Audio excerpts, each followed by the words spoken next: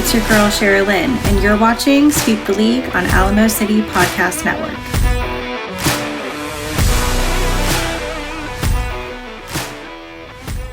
Hey, this is George Iceman Gervin, and you're listening to Sweep the League.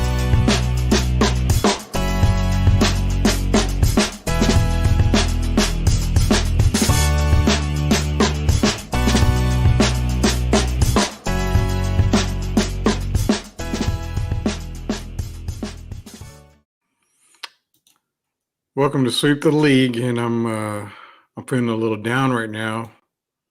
Not really. I'd like to bring up the Carolina Duke game from yesterday. The Lady Tar Heels defeating the Lady Blue Devils 63-59. Time to rub it in some people's faces, especially Tim Gonzalez. Obviously, who's in there. Good Monday, everyone. And, of course, Coach Yo, who will be coming in. Greetings from the jury call room. Excellent. Jury call. Hey, man, you know what? Jury duty, definitely not my cup of tea. Blue Devils, this game day, Duke Blue.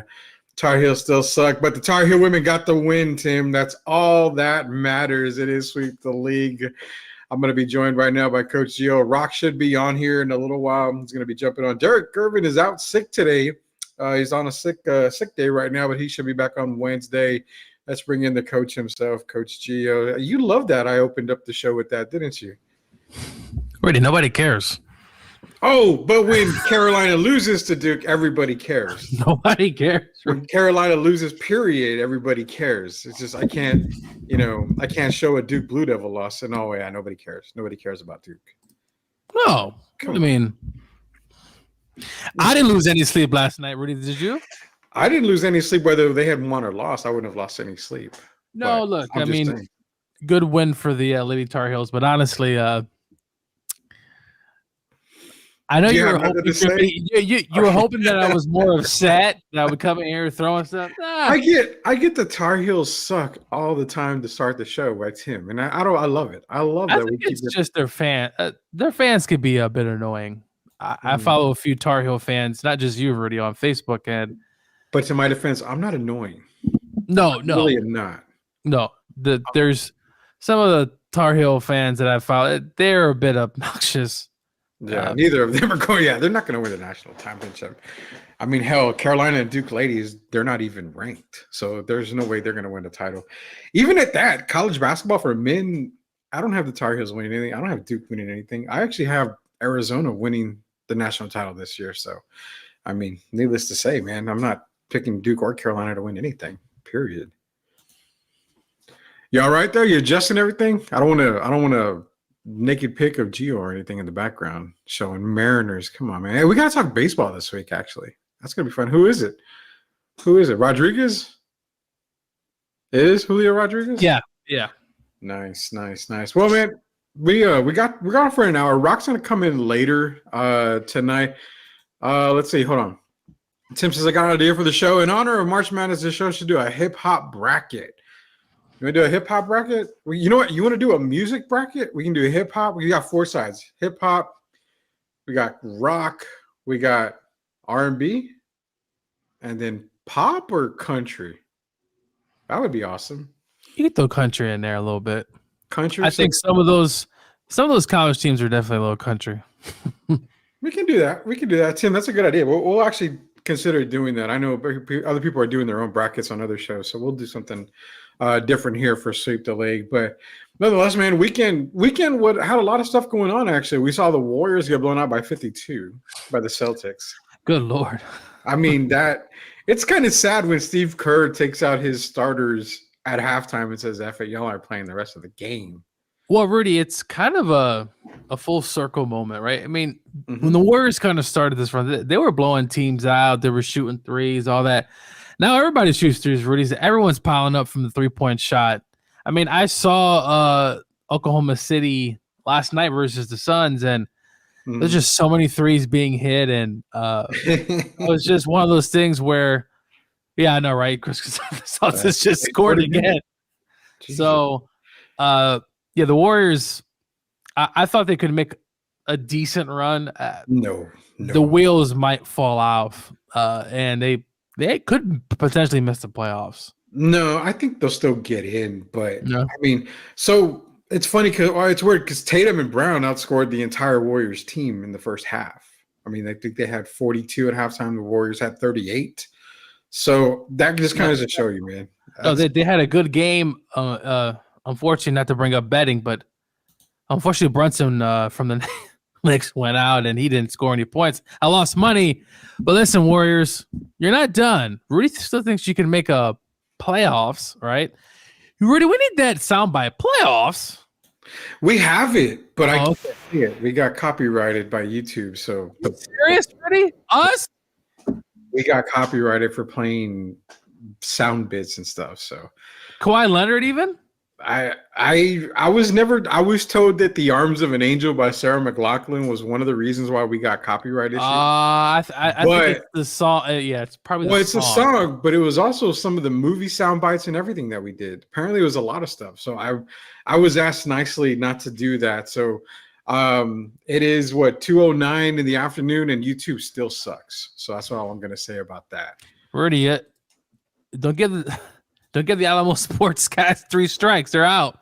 I give them one soundbite. Let me give them two. I'll say it again. YouTube, you suck. YouTube, suck it long and suck it hard. That's what I say for YouTube. Oh, so the Celtics almost beat the Warriors by halftime score. Yeah, no kidding, right?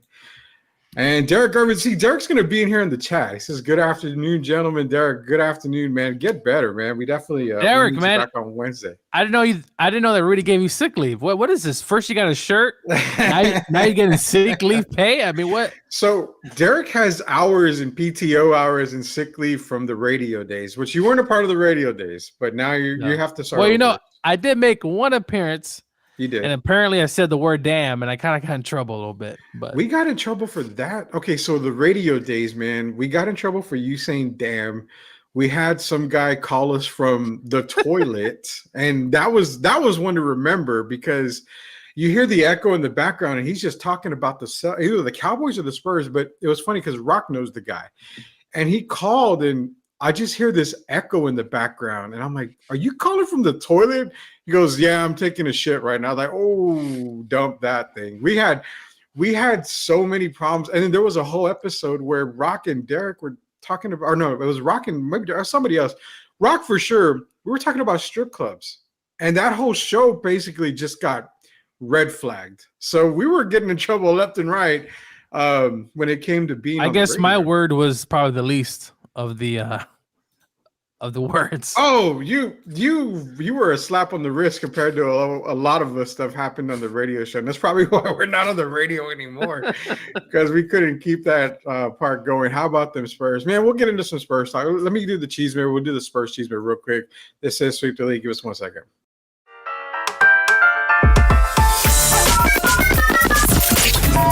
So, like, I hear about the Spurs this y Spurs that, y como que esto y esta, pero I never hear about the real Spurs chisme. Nime, por favor. Gracias por todo, chisme girl, Spurs chisme girl. This is the Spurs chisme. So, last night, the Spurs 2-game winning streak, beat the Indiana Pacers again. Victor Wembanyama went off again. I mean, he's gone from, a rookie that we do not know what he's going to bring to the table to primarily he's jumping up those charts. I mean, top 20 player in the league, I would say probably so, yeah. Top 15, you're getting close. Is he top 10? Almost. He's almost a top 10 for me. But nonetheless, he's putting the Spurs on their back, trying to guide them to hopefully 20 wins, man. Rudy, yeah, I do remember you not being completely sold before the draft on not. Victor. You were not sold. I do remember vividly hearing you that. But look, it's even you can admit it. The stats don't lie. I mean, he's putting up some really good numbers. He had 31 against the Pacers, 28 against Oklahoma City. He had it's just that game where he had like 10 blocks. I mean, it's just. Yeah. He's continuing to getting better. And that's why we talk about, Rudy, the Spurs. Look, I'm not saying you got to give him the entire farm, but this offseason, Rudy, you must admit, they got to get better. I mean, continuing to get better, add pieces around, whether that's more this year or more next summer, whatever the case may be. But it was good to see Victor. I mean, he's the attraction, Rudy. Everybody else, look, they're good. Spurs got some good talent on there, but it's Victor. So is it safe to say that this summer, so this is how I feel going into this summer. I feel this summer you have your draft picks, yada, yada, whatever happens. You just draft best player available. Just get a player that'll fit your system. But this offseason, concentrate on the veterans of the team. Concentrate on getting players in. Next draft is where you concentrate because you potentially have your pick. You potentially have Atlanta's pick, which Atlanta's pick, if they trade Trae Young and even DeJounte Murray, they're going to be lottery bound. So they could have the worst record, period, giving them the first pick overall. 14% chance. It could happen. Is that where you say, okay, let me concentrate on the draft next year, but this offseason, let me get those veterans in here for Victor to help build the stability so when you get some of these younger guys in, it's right there. It'll mesh a lot quicker. You have these guys that are going to be here, basically. Got to turn your mic on, man. Got to turn your mic on. Terrible. No, we talk about guys who can play basketball, right? Like, they need basketball play. Like, actual people who know how to play. Well, that's a veteran, a guy who's been in the league for a few years, but just get basketball players around him and continue. Listen, he should be the focus. What do we always say, Rudy? I always say he should touch the ball every time, every possession down. He should be touching the ball. I don't care about some guy jacking up shots, Zach Collins, this and that, all these other guys. Look, he should get the ball at least every time down. And look, he's been playing very well. And I mean, just get basketball players, veterans. That's great. If it's a young guy, just get someone who can play some ball, man. Because I'm sorry, they play. Listen, the past 2 games have been great, but Rudy, it's coming. The blowout's coming, right? Yeah. Like it's like boom, right? So yeah, it'll happen. I mean, I'm not gonna. I don't think. I mean, 2 wins are great, and you know what? They're 2 quality wins: Oklahoma City and Indiana. Yeah. And I mean, these teams were not resting players or nothing like that. They were legitimate. Those are 2 playoff teams, Rudy. Exactly. So it's and the number 1 seed, the number 1 seed in the West, Oklahoma City. Yes, Oklahoma City. So it's 2 games that you win that build confidence. Is it going to lead to something else? No. I personally, Gio, there's 2 things that I want to bring up. One of them was I remember talking to Jeff Garcia for Locked On Spurs, and I said, hey, my thing is they're going to come around come rodeo road trip time. You're starting to see that rodeo road trip was terrible. It was a 1-8 on the rodeo road trip. But coming off the rodeo road trip, you kind of see that gel from the team. You saw them it looks like they're playing a little bit more team ball. It looks like Pop is actually coaching a little bit more these last 2 games. You've seen him get on some players. You've actually seen him, do a lot more, in my opinion, coaching from what I've seen this year, these last couple of games, and it's showing. And you're right. Victor is getting a lot more touches. He's a lot more active. Now, you brought up the fact that I, quote unquote, dissed Victor at the beginning of the year because I was sold on him. You said, I know, and you did. I will never deny it. I don't go back on my word. I don't say anything. I was never sold on Victor Wembanyama for the simple fact is that 7'4". Never saw a player come in like him with his handles, with his shooting ability, anything like that. So I didn't know what to expect. But the reason why I was never sold on Victor Wembanyama is because of the team that was going to be put around him. I didn't see how he would mesh with this team. And you know what? It shows. The record is proving that this team doesn't necessarily mesh around Victor yet. So for me, I was okay with the second pick of having Scoot Henderson only because a point guard with this team allows them to run, allows them to be very active. Where I thought with Victor, you're going to be more of the old Robinson, Duncan type stuff where it's going to slow the ball down. That was my argument. No, and rightly so. But Rudy, when you see him dribble, crossing over, and just it is kind of scary when you see a guy that size. I mean, look, we see Kevin Durant, right? Like Kevin Durant, the unicorn, the guy who can do so much, shoot the ball, has been a great offensive player. I think 4-time scoring champ. But Victor, Rudy, his game is just It's scary, and it's just this is only the tip of the iceberg. Just imagine Rudy year 5, 6, 7, prime Victor. It's gonna be fun to watch, and I just hope at that time the Spurs obviously have players in sight there who can obviously contribute, and high basketball IQ guys. That's also very important. But look, Rudy, he's definitely winning Rookie of the Year. I think we can agree that he's gonna win that award. And Defensive Player of the Year, Rudy. Well, he had 6 blocks last night. I mean, it's very possible he wins Defensive Player in his rookie year. It's very, very possible. And, you mentioned about dribbling with Victor. That was a big concern for me because a guy that tall, I figured a lot of these smaller guys would be able to swipe the ball. Remember, it takes a while for the ball to go down and then to come up. But what I never really truly understood about Victor was how low he can get while dribbling. We have seen him dribble the ball very low, which for me at 7'4" at a guy, I'm like, wow, okay, you're proving me wrong on so many points and so many aspects that I had, so many beliefs that I had. By all means, hey, you proved me wrong. Fantastic. I love it. I love that you're proving me wrong. But I did have my concerns. And my biggest concern was the team around him. I knew this team was going to be bad because even though bringing the Victor Wembanyama, you have your starting point with Victor, but you still don't have a leader on the team. Victor can't be the leader. And that leader's got to be a veteran. That leader had to have been a point guard to where he can get everybody involved. And that's the biggest problem that they have. And that's a problem they're going to have all season, Gio. That's why in this offseason, it's not so much draft. It's veteran point guard leadership that you've got to go get.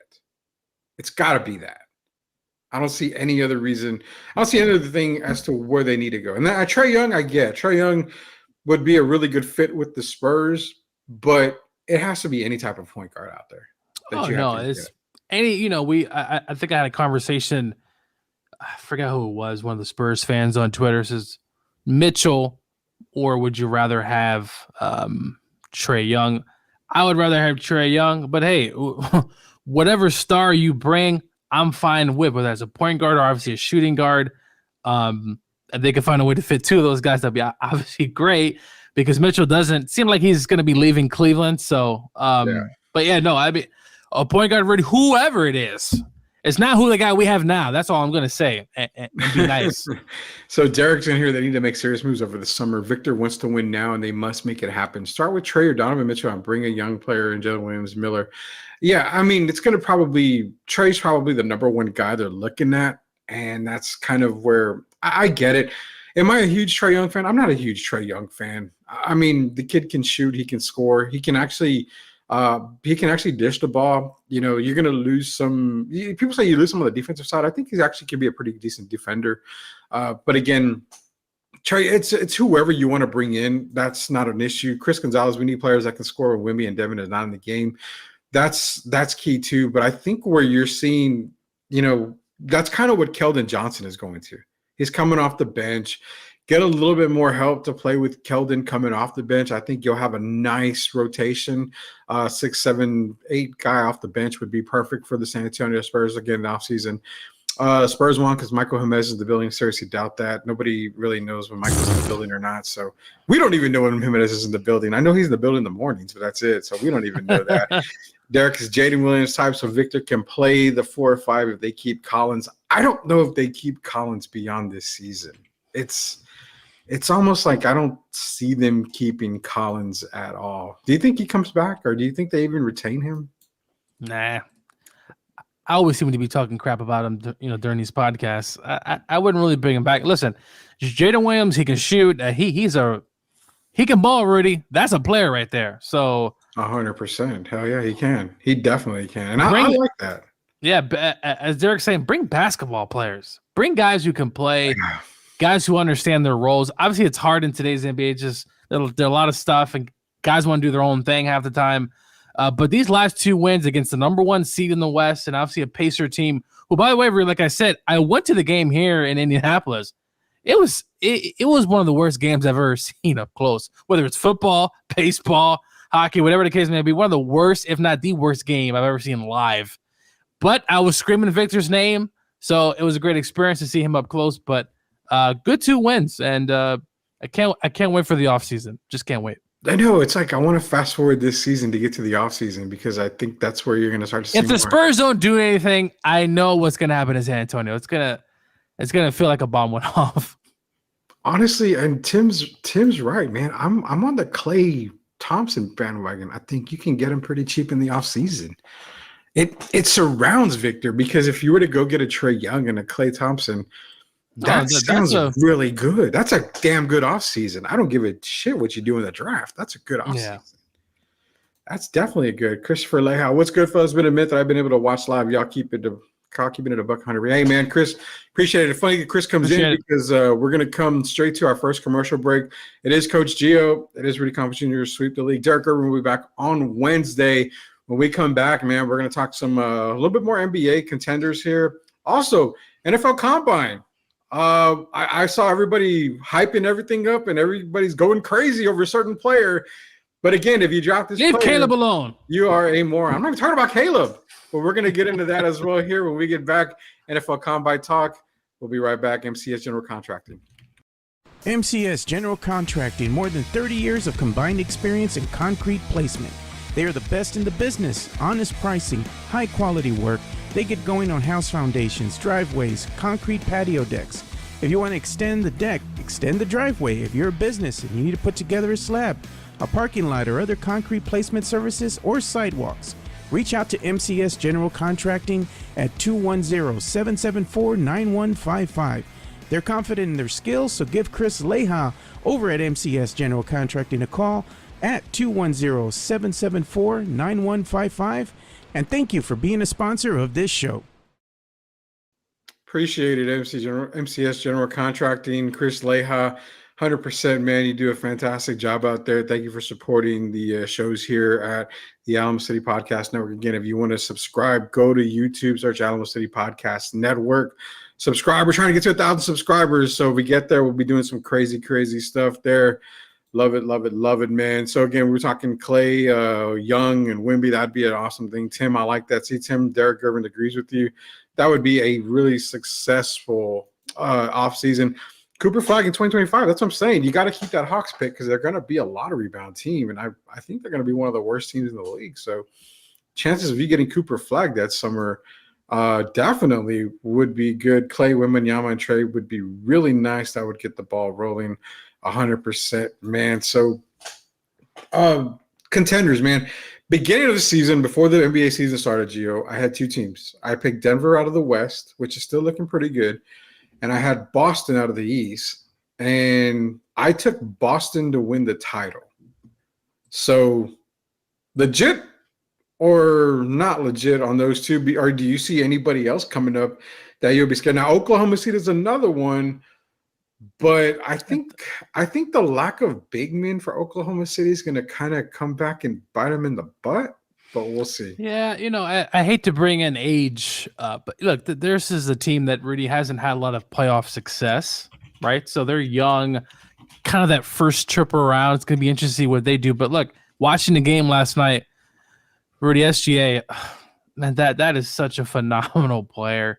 Mm-hmm. And it's crazy how Kawhi, because I say Kawhi basically shipped him out of the Clippers, didn't know what he had, right? But you see Oklahoma, the Timberwolves, a team who has been on the rise the last few seasons. That's going to be a tough out. Denver, obviously, 42-19. Watch out for the Clippers already. I mean, the West 1 through 5 is going to be tough. I mean, look, Phoenix, the Mavericks.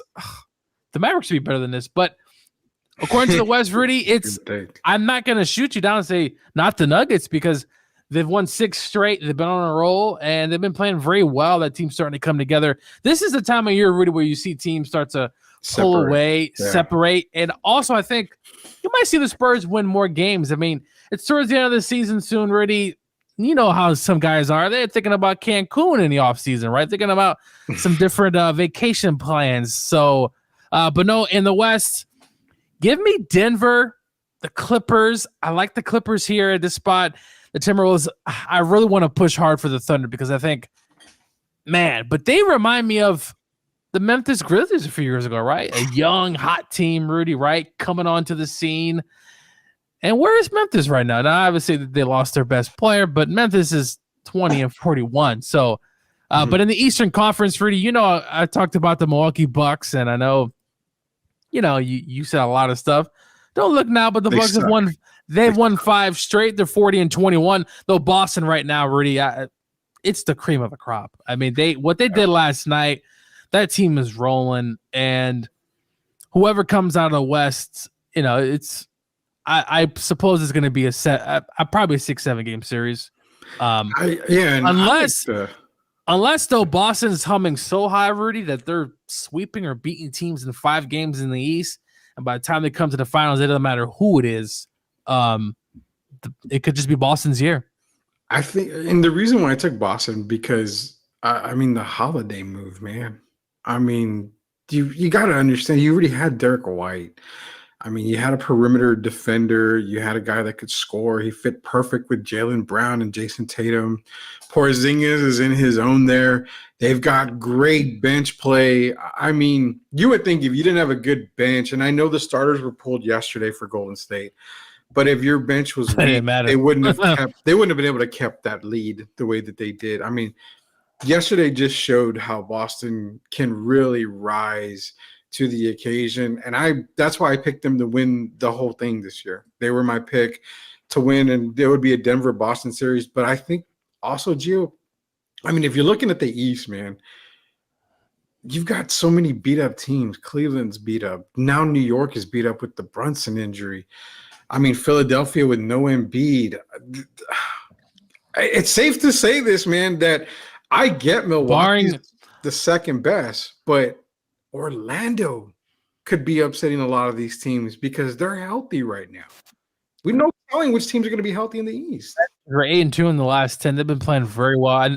I know they just spanked the Pistons, but kind of caught some of that game. It's the Magic, a team who had draft picks, right, Rudy, start to come to their own. But when you look at the Eastern Conference, like you said, Rudy, Cleveland's been beat up the Knicks right now. Joel Embiid, I mean, could Jimmy have another run at him with the Heat? I don't think it's for them to beat the Celtics, Rudy. It's going to take a Herculean effort. The Pacers are interesting. They can put up a lot of points, but they don't play any damn defense. So when you look at the East, it's Rudy. If Boston doesn't get to the finals, at least it's to be such a disappointment. They're 8 games, or about 8 games, over Milwaukee. If the Bucks go on a losing streak, Rudy, they might be 10, 12, 13 games ahead of them at the end of the season. If you don't win the West, you know, I do think the Bucks may have something to say. Boo. If Giannis and Dame, Rudy, you must admit, though, if they go bonkers in a series where Dame has 35 and Giannis has 25, 30 points, I mean, they can't keep it up for a whole series. Well, that's going to be the thing. Can the other guys, Chris Middleton, Lopez, right? Can the other guys stand up? But right now, Rudy, your pick, Denver and Boston, it doesn't look too far-fetched. Yeah, I honestly, if you're looking at the East, man, I mean, Boston obviously runs away with it. I don't believe in Milwaukee. I've been saying that for a long time. I don't believe in Milwaukee. I mean, Orlando is probably the only other team that I would even give legit credit to. If nobody else stays healthy, that's a very legit case is Orlando. But yeah, well, look, I mean, the Knicks are going to play the 5. Well, so the Knicks could play. Well, they could play the 76ers. That's going to cancel out 2 good teams right there, or one team right there. Now the Cavaliers are interesting. I could definitely see Orlando going in there and winning that series. It'll be interesting to see what Miami does, Rudy, right? Because 2-7, I wouldn't be surprised if the Heat upset the Bucks, because you know how the playoffs, the Miami Heat seem to be just a different team. They kick it up a notch, and they've already beaten the Bucks in the postseason before. But Rudy, Boston, 48-12. I mean, Rudy, how many games? What's their record at that? Where do you think they get to? How many wins? Because they're at 48. No, for Boston? Yeah, for Boston. So with Boston, I can see them at around 64, 65 probably. I was going to say 64, 65 is probably where you're going to see them. And that's a lot of wins, Rudy, to not get to the finals. But honestly, we'll see how the end runs. They're going to be disappointed too, though, if they don't win, because they already went a few years ago, right? You Mhm. don't win, and now you go back, and but this could be the time for Boston, and for the West, it's some tough teams out there. It's going to be a Dude. tough out for some of those seeds. So in looking at the West, man, I mean, the West is okay. You got OKC, Minnesota, Denver, the Clippers, and let's be real, dude. The whole West side. I mean, New Orleans and Sacramento. These teams are going to beat up on each other. You're going to see some long series in the West. You're going to see more 4 or 5 game series in the East, but you're going to see some 6, 7 game series in the West, and it's going to be terrifying for anybody coming out of the West because you're going to hope to be healthy. You're going to hope to be rested at some point. And I just don't see, honestly, I love the Western Conference teams. They're the most loaded conference, but I think they're going to beat up each other so much on that. And Western that's what conference. I was about to say, Rudy. You beat each other up so much that even if you're quote unquote maybe the better team in the East, these Boston or even the Bucks kind of gliding through. By the time you get to the finals, maybe you've played 2 7-game series, right? I mean, exactly.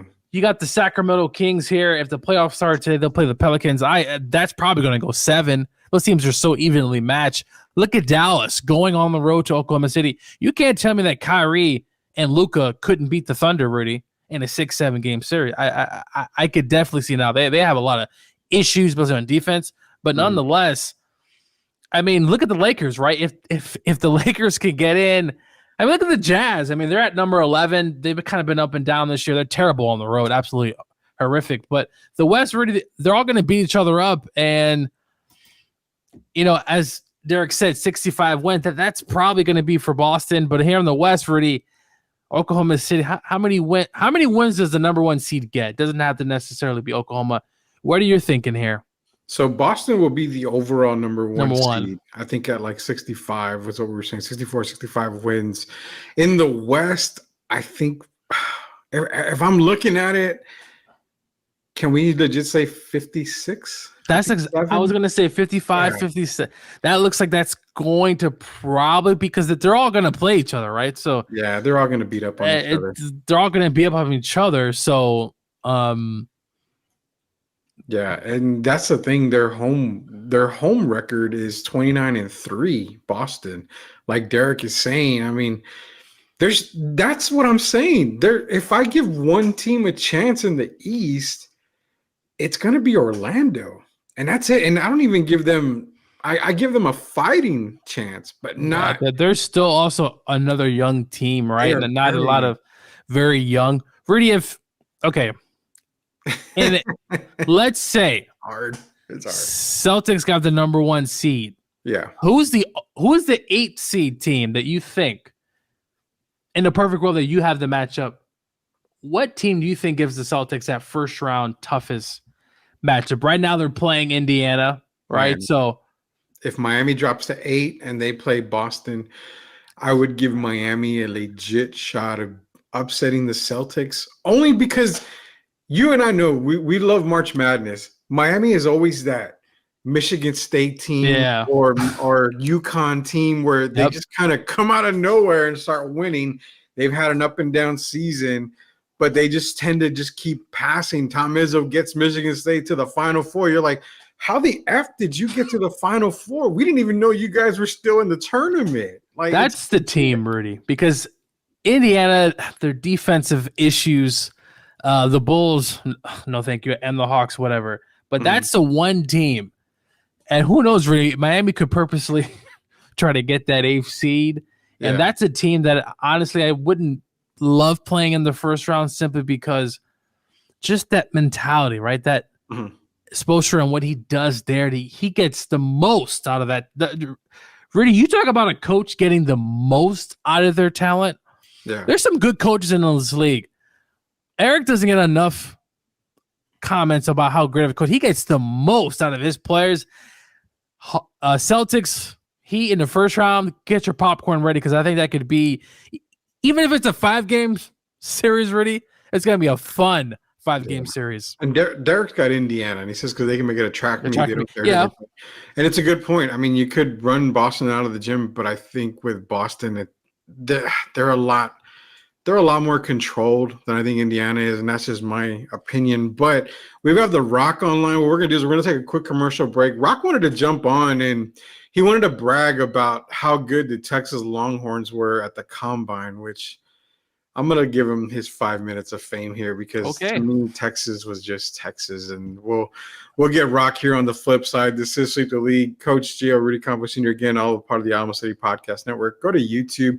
Search Alamo City Podcast Network. Hit that subscribe button. You can join us Monday through Friday, 2 to 3:30. We'll only be here till 3 today, but normally we are at 2 to 3:30. This is Coach Gio. This is Rudy Campos Jr. Rock on the flip side. We'll be right back. Locked on Spurs is your daily Spurs podcast, hosted by Jeff Garcia, the lead Spurs writer for Ken's 5 San Antonio.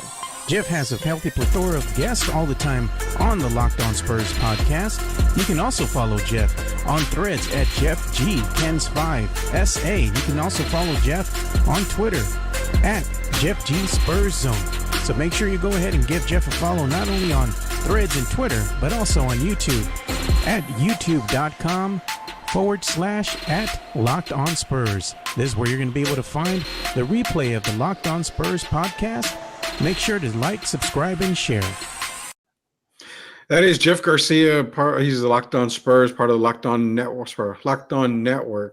They talked about Bronny James possibly, drafted by the Spurs to attract LeBron. Pretty good thing out there. I personally don't see LeBron coming to San Antonio, whether you have Bronny or not. No disrespect, San Antonio.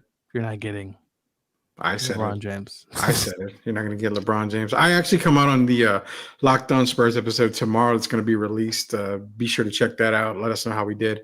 It'll be released tomorrow morning. Jump on the show tomorrow. Let me know. But for now, we're going to bring in the man, the myth, the legend, the Longhorn man himself. That is Rock Garza. Rock, man, phone bill's paid. Your car works. You're back on the show. What's up, man? Nothing much, man. Just hauled ass over here. So to get going, because I wanted to at least be on the last end of the show. So I'm here, man. I'm doing good. Life's good.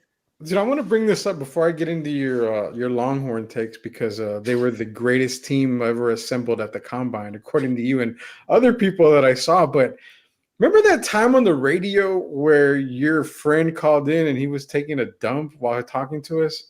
Who the hell was that? That was my friend Jeff. He's I always clown him for doing that. And I remember when he just busted out cursing and Shemaiah had to go beep. Oh man, I think that was the most that dumb button has ever worked at that station. Period. I mean, you just saw Shemaiah like that. Yeah. Oh, the whole call. I'm like, forget it. He was like, you know what? Forget it. He just hung up. It's funny because he's a Patriots fan also, so I just been clowning him this whole past season and off season. It's been great. Well, speaking of the Patriots, dude, we're gonna get into some NFL Combine talk here. Rock, I want to give you're coming to the Longhorn stuff now. Obviously, the big story when it came to the 40 was Xavier Worthy, man. He broke a Combine record, 4.21, which I don't think Gio can make. I don't think Gio can go 5.1. I'll give him maybe 4.9 at the fastest. Well, but back in the day, I actually ran a. Don't give me the bullshit. No, a 5 flat. Show. You can't do that. A 5 flat. So, a 5 flat. Okay, I'll give you 5. I was giving you 5.1, but I gave you 4.9, so I guess we're right about there. Rock, you're 40. Are you as fast as Xavier? Oh no, definitely not. I never will be. I was talking to my girlfriend about this the other day. Mm-hmm. It was actually yesterday, and I was like, do you think I would ever be fast as Xavier? And she looked at me and and she just laughed, and I was like, damn, that hurts. But I told her, I can run about. If I tried full effort, probably run like a 5 to a 5.3 right now. And she was like, there's no way. And I was like, damn, you're really underestimating my effort. Well, needless to say, you guys are a lot faster than me. I probably would come in right under 7, maybe 8. No doubt about it. I could roll my way in the 40 to probably a 5.5, probably, but can't get any faster than that. Let us know how fast you guys are out there on the 40-yard dash. But Rock, the Longhorns showing out at the Combine. Give me a little bit about your Longhorns because a couple of them actually not necessarily made their way into the first round, but they did improve their draft status as far as physicals and stuff like that. I don't take crap. I don't really watch the Combine for throwing or anything like that. I can care less about that. I'm more about the medical and physical stuff. But the Longhorns were a very hot topic at the combine. No, and you hit the nail on the head.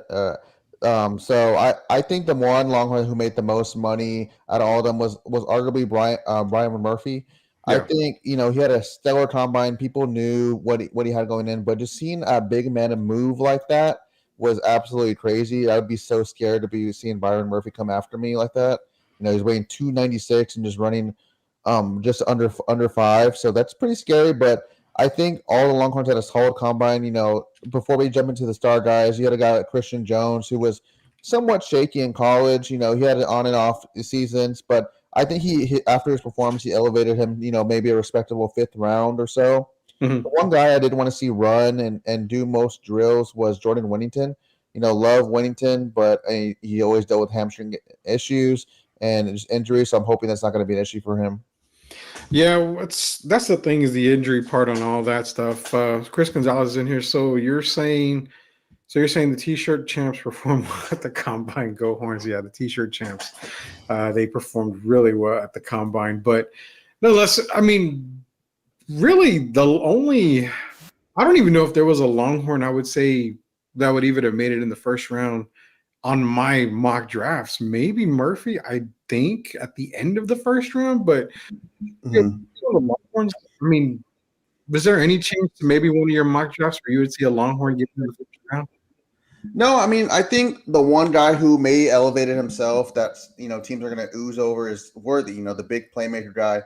And Worthy, everyone knew coming in Worthy was fast, but they didn't know he was that fast. They always say 40-yard dash and game speed are completely different. But if anyone watched the Horns, you see this guy is blazing on the field. I mean, before Worthy had that performance, I figured he was a 2nd-round guy, and AD would be the one wide receiver that could go in. Because, I mean, going in before the combine, I thought it would only be Murphy and AD at most, maybe by like a Chiefs or a Ravens. But you may see 3 guys go off the board now, Murphy, AD, and Worthy. But it's going to be real interesting. The one guy I want the Cowboys to go after is Murphy. But, I mean, I wouldn't mind them if they go receiver, too, with Mitchell and Worthy. Yeah, it's tough, especially with the Cowboys drafting so late. I think you're going to have to go offensive line, especially with Tyron not coming back. Gio, there's been some news already. Mike Evans re-signed with the Buccaneers, which I kind of already expected. I think we talked last week that we expected Mike Evans to re-sign. I fully expect Chris Jones to re-sign now with the Chiefs now that they're going to franchise tag L'Jarius Sneed.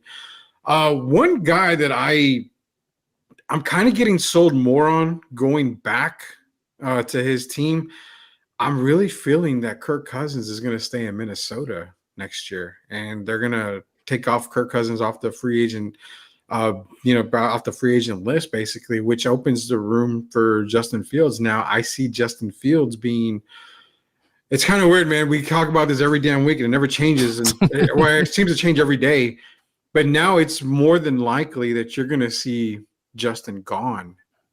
And the 2 teams right now are Atlanta and Pittsburgh are the 2 teams that we're seeing being rumored. So you weren't here last Friday when we talked, me and Derek, but Caleb pretty much walked into the combine like a diva, and I'll call it like an asshole. I mean, he walked in there cocky as hell, and it just felt like the Bears already committed to drafting Caleb Williams, which is a huge mistake, but I'll get into that in my own time. Do you think the Justin Fields trade is probably looming already? Do we see it draft night? Do we see it after draft night? I mean, and let's be real, dude, I don't expect any team to give them a 1st-round pick for Justin. I think they're just going to have to take exactly what they get. I think, that's probably exactly what they get. I mean, Rudy, we've talked about this over the last several months, if not the damn entire season, and what's going to happen with Justin Fields. As we notice, the Bears are probably going to get the number 1 pick. We talked about it. Right now, the feeling I'm getting from Caleb is he's probably going to Chicago. Mm-hmm. Justin Fields did remove the Bears from the social media. His excuse was, well, I don't want to see football all off season from the Bears. Whatever the case may be, I think the writing's on the wall, and I just, from the vibe I'm getting from Chicago and some of the things that they've been coming out and saying, Justin's days are numbered in Chicago, so I'll be surprised if they don't go with Caleb Williams. Look, Caleb's a diva. I think we all can agree He's a showboater. His dad's out there doing LeVar Bar stuff. But look, I know Rudy's sick and tired of it, but to me, I hate the fact when I that go it's to so- college, I look at least production. What did he do against his competition? And listen, the stats don't lie. As much as of a diva he is, I saw this guy fall on the floor, get up, and throw 80 yards. It's just his arm strength down the field. He can make any throw he wants to. Rudy, I get it, but it is what it is. And the Bears, if they do this, finally, the city of Chicago, a city that has a lot of stuff going on, a lot of stuff, but if they can get their quarterback, that city is going to be made. And Justin Fields, I think he's going to go to Atlanta. I wouldn't mind Pittsburgh, Rudy. Let him compete against Pickett there, and we'll see what happens. Listen, Pittsburgh has an offensive staff. Like, they have some pieces there, the players. They have a running game. They have two good receivers. The one is a diva in Pickens. I wouldn't mind seeing him there. And then they also have a new offensive coordinator, Rudy. Help me. Do you remember who they hired as the Arthur Smith? Oh, yeah, that's right. Arthur Smith from Atlanta. Look, I don't think Arthur's actually that bad. I actually think he just never had a quarterback. But nonetheless, he's a terrible head coach. He's a good offensive coordinator. He's a terrible head coach. Listen, someone goes Terrible head basically. coach, Rudy. Wait, but you go 7-9 for 3 years. I don't think. I mean, the whole Jeff Fisher 7-9, but like, I don't think Arthur's a terrible head coach. I just think he never had a quarterback that he felt confident in. But we'll see what he does in Pittsburgh. I get it. He didn't have a quarterback there, so I'll give him. If he has a quarterback, if he has Kirk Cousins healthy for a full year, they probably win that division and get a home playoff game. They win the division. All it was a quarterback last year, and then they win the division. There were times I felt like he misused Bijan last year. I mean, a lot of opportunities were missed using Bijan Robinson, but nonetheless, Arthur Smith isn't there anymore. And the Caleb thing, man, I get it.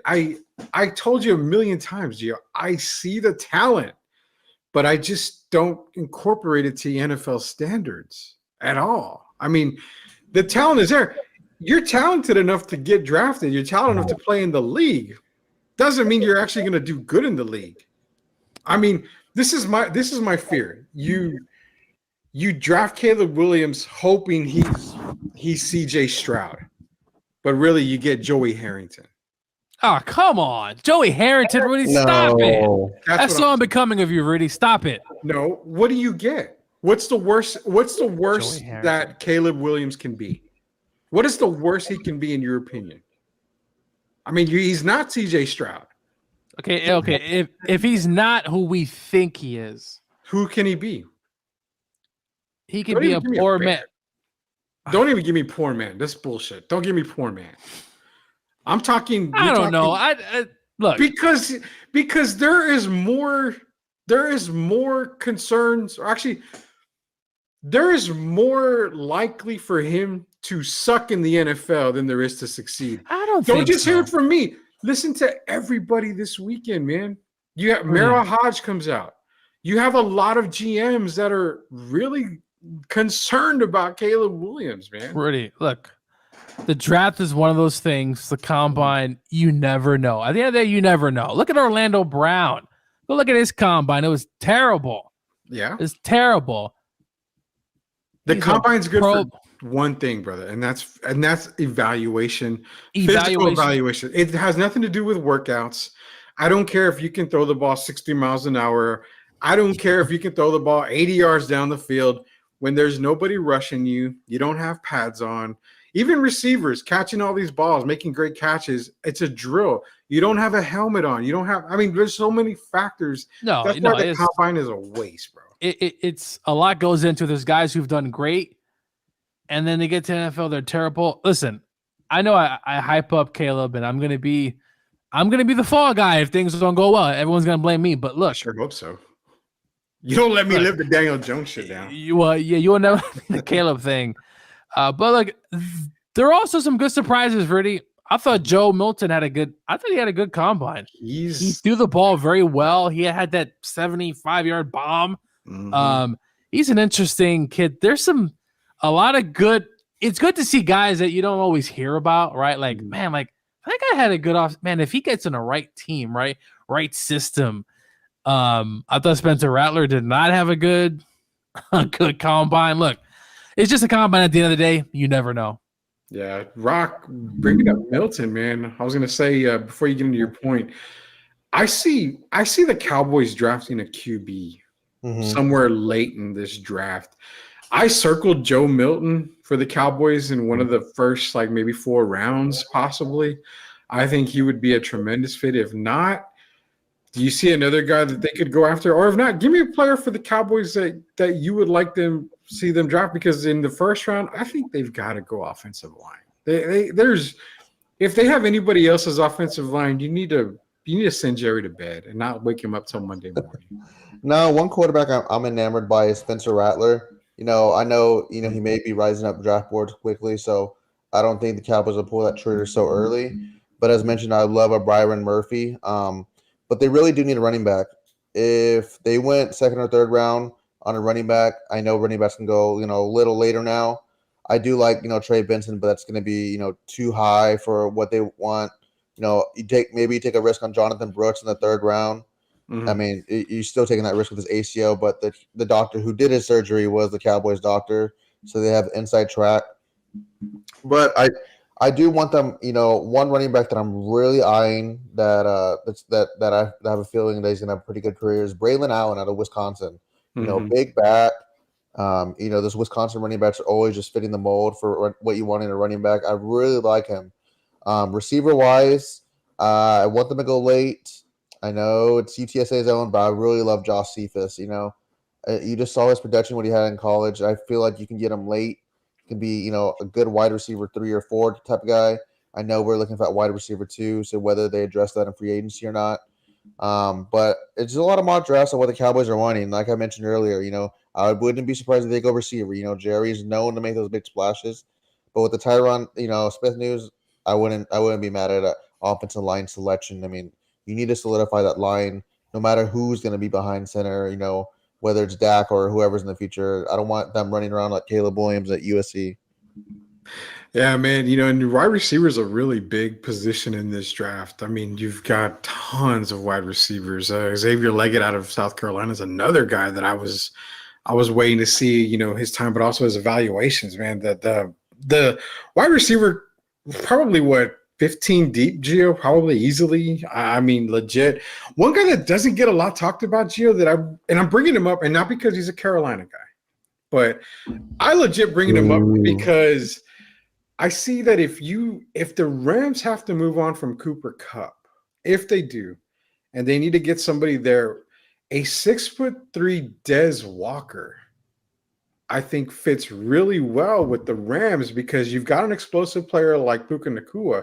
Now, Dez Walker can be explosive, but I think to replace a Cooper Kupp, that's not a bad pick, especially since he's going to be a late round pick, like a late, 5th, maybe 6th round pick, maybe a 4th round, I think. But I think around that 5th round pick mark for Dez Walker, maybe the Rams can get him somewhere in there. Yeah, I mean, it's exciting as a Rams fan because we finally have a first round pick. I mean, the Rams haven't had a first round pick since Jeff Fisher, right? Like it's been so long ago. So Sean McVay, he loves receivers, right? The Rams are always trying to get that next guy. Last year was Puka. A few years ago, it was Tutu Atwell, who actually played well. Unfortunately, though, he got hurt. Demarcus Robinson has been a godsend for the Rams. They actually re-signed him, Rudy. He's coming back.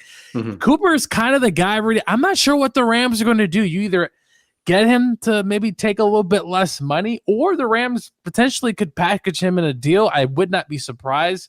I think Kupp's a really good player, but maybe in the eyes of the Rams, maybe they want to go in a different direction. But I would love the Rams to at least get one receiver, though. We need help on defense. Yeah. Our secondary needs to be improved. I do like our defensive front, but we need an outside guy. But there's definitely some receivers in there. It's going to be interesting what the Rams do because I think they always seem to surprise us where they go. I mean, no one knew really about Puka Nacua. I mean, let's all be honest. It's like we didn't think that was going to come, and he literally broke the mode for a rookie So, yeah, for the Rams, if it's definitely a kid from North Carolina, or if it's a little bit early, I do like that 6'3" kid from Oregon. Troy Franklin. Yeah, so he's a big body dude. I mean, there's a lot of guys, like you said, it's deep. So you couldn't really go wrong with any of those kind of receivers late. But the Rams, I hope they focus on defense, and offensive line could definitely continue to be improved as well. So what's kind of funny is he's been thrown around a lot, and I think he's going to probably end up dropping, even though he had a pretty good showing. Do you think the Rams could trade down, grab a couple of picks, and maybe get a Chops Robinson out of Penn State? I mean, he's going later in the first in some mock drafts. I've seen him pegged as high as 15, 16, 17. And I just find that way too high for Chops Robinson. But I think he'll drop to where the Rams are picking at 19, but I think they can actually go a little bit lower for Chops Robinson.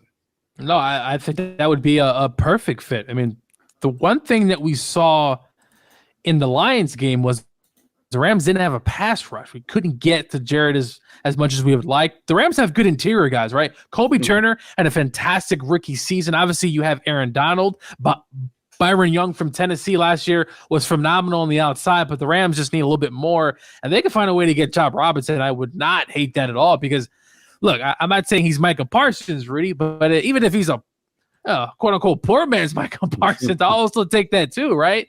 So the Rams, we need an edge rusher. The Rams haven't had a traditional edge rusher. I know they had Von Miller, and they also had Leonard Floyd there, but the Rams need a pass rush, and a secondary is something that's also was a bit concerning, especially with their cornerbacks at certain times of the year. Sure, they haven't got bad. But no, I can't wait. We finally got a first-round draft pick. Knowing the Rams are probably going to trade that crap away, so who knows? Yeah, knowing that they'll find a way. They'll get Jeff Fisher to come in to be a consultant and screw it up.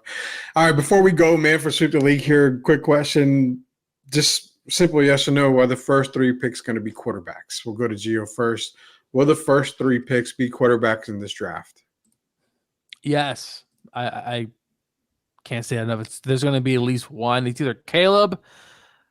And I really think that kid from LSU someone might take the plunge and move up to get him. So you're talking 1, 2, 3. The first 3 picks are going to be quarterbacks. We have Washington, Chicago, and New England on the clock. All 3 are going to be quarterbacks. Really, they all need quarterbacks. Okay. Because Mac Jones ain't it. I'm sorry. Oh yeah, Mac Jones isn't it. Definitely Mac Jones isn't it. Rock, you think all 3 will be quarterbacks? Of course, but I think we're going to see someone trade up and go J.J. McCarthy early. That's the guy I was bringing up. Dude, he's been moving up quick. People are becoming very enamored with him. I did see a report even today that Jaden Daniels is moving down and people are liking McCarthy more. I think you see a team take him, and it's a big surprise, but I think Caleb goes number 1 overall. You'll see a May, and then maybe it's a flip-flop, May or McCarthy May, but I think Caleb goes number 1 overall. Unless Chicago decides somewhat to trade down, I don't see Chicago not taking Caleb. I feel like they're pressured, man. I mean, they saw what they did and missed out on Mahomes. They get to Trubisky. I feel like they have to take the sure guy based on, the talent. Caleb Williams is not Patrick Mahomes, nor will he ever be Patrick but Mahomes. We never knew who Patrick was. Well, I knew who he was, and we did. But I'm just saying we didn't think Patrick was going to be this good. And his second year, he threw, 50 touchdowns, MVP. It was just or actually his third year, but just crazy numbers. I just think they're scared to mess up, Rudy. I mean, you're the front office. You want to bring excitement. You're going Caleb Williams no matter what. I mean, he has a diva, but he has that star power to fit in a star city. It's Caleb Williams or bust.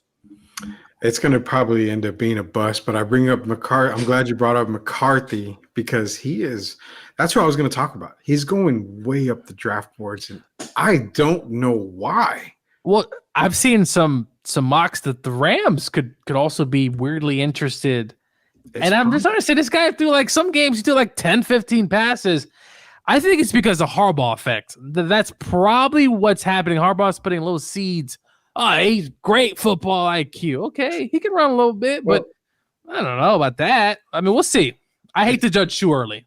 You have to judge because here's the McCarthy fact. The JJ McCarthy fact is he did it with Harbaugh. He did it for 1 year. He came out at the right time. Harbaugh leaves. They win the national title. You will never have your draft stock any higher than it is right now. So taking advantage of it is what he is doing.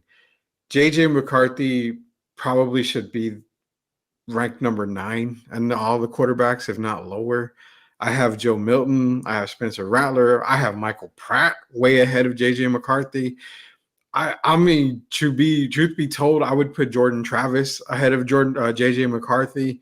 There's just a lot more quarterbacks that I have way ahead of JJ McCarthy than everybody else does, and he's possibly going number 3, top 3. That's just insane for JJ McCarthy. It's been all week. I've been seeing on my timeline him. I'm thinking to myself, really? Okay, maybe the right system. You pair him up with who? Nobody. Hey, maybe he goes to Miami. Maybe he goes in that system, or somehow, some way, he ends up on a team that has a kind of an offensive. Because to me, if you have an offensive-minded coach, I mean, not just any offensive-minded coach, but sometimes you get an offensive mind in there, and hey, maybe he strikes gold. But I personally, Rudy, I just don't see it. I just don't. I could be wrong. Listen, I've been wrong before. But I don't see that kid being a franchise quarterback. There's really, honestly, man, this is all I hear from certain media people. This is where the 1990-83 quarterback class, it could surpass or be similar to 1983. I have never smelled so much bullshit, even being on a farm or wherever, period. I've never smelled that much bullshit coming out. The Raiders, could they draft him, Rudy? You know what? Someone's going to bite on it, and they're going to struggle with it because you think it's like another Garoppolo effect or something.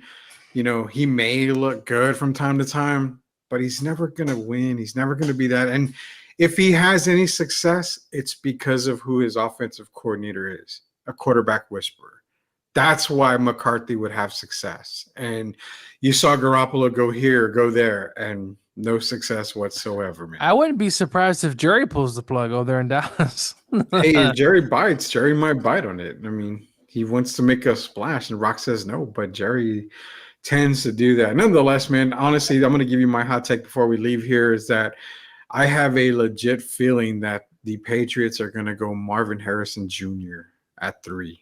I really feel that they may go because their receiving core sucks, man. And I know you need a quarterback, but why are you going to drop the QB when you have no one to throw it to? These guys are not Tom Brady. They're not Patrick Mahomes. I like Kendrick Bourne, but yeah, no, I get that in general because really they still have this guy who's with the Dolphins. What's his name? That Parker, right? Devontae Parker. That guy, he's terrible, man. Terrible. That guy's terrible. He's bad. He's slow too. Saying. If the Patriots are there at 3, just grab. They're going to go Marvin Harrison Jr. They got to get us a cornerstone. And I think, with Jared Mayo there, they're going to go receiver. They're not going to go quarterback because I feel rounds 2, 3, or whatever, they can get a guy that can come in and just play quarterback better than Mac Jones, man. I don't think they're going to reach for a quarterback in this draft, even though they say, oh, quarterback is awesome. It's 1983 draft class. Yeah. Give me an effing break. This is not that. Just imagine the Patriots say, hey, we want Caleb, and they move up to number 1. They could. But again, draft day, man. But again, if you are the Bears and you're sold on Caleb Williams, you're not trading this pick. The way Caleb's talking, it does feel like done deal. It's probably a done deal, unless the Bears got something else in mind. But Justin, don't worry about it. You're going to go to a better situation in Pittsburgh or even Atlanta. Or even if he stays in Chicago and they surprise everybody, go Harrison Jr. I mean, we don't know. We just know that Caleb is already talking like it is. But one thing that Caleb doesn't know is that he doesn't know that Sweep the League's coming to an end, because if he did, he'd be sad, just like all of you guys out there. So for Rock, for Coach Gio, we are going to end the show an hour early, or 30 minutes early today. We all have some stuff that we've got to do, but we'll be back tomorrow. We're going to have the mock draft guy in here either tomorrow or Thursday. We're working on that schedule. We want to get all your draft questions answered and stuff. If you have anything else, be sure to drop it on the comments on this video. We'll get to them as soon as we can. But for Coach Gio, for the Rock, till we see you guys tomorrow, until we sweep the league again, we'll see you later, knuckleheads. Peace.